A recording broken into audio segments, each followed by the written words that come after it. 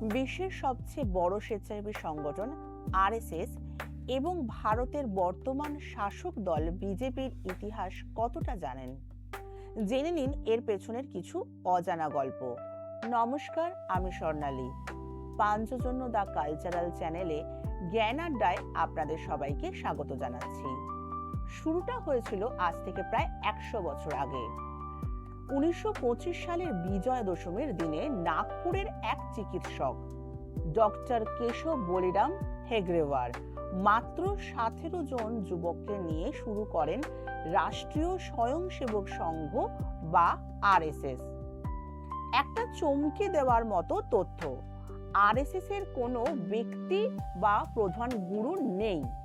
এদের সর্বোচ্চ গুরু হলো গেরুয়া পতাকা বা ভগবা ধ্বজ।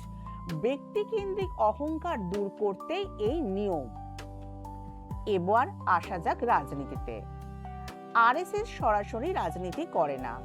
1951 সালে আরএসএস এর সহযোগিতায় ডক্টর শ্যামাপ্রসাদ মুখোপাধ্যায় তৈরি করেন ভারতীয় জনসংঘ। পরবর্তীতে 1980 সালের 6 এপ্রিল সেই জনসংঘের নতুন রূপ হিসেবে আত্মপ্রকাশ করে আজকের ভারতীয় জনতা পার্টি বা বিজেপি। কিন্তু এদের কাঠামোর জোর কোথায়? এদের শক্তি আসল উৎস হলো একদম নিচু স্তরের শাখা। প্রতিদিন হাজার হাজার মাঠে শারীরিক ও মানসিক চর্চা হয়। আর এর সাংগঠনিক কাঠামোর শীর্ষে থাকেন সরসংঘ চালক, যিনি আজীবন এই পদে থাকেন। আর তার পরামর্শেই চলে পুরো সংগঠন।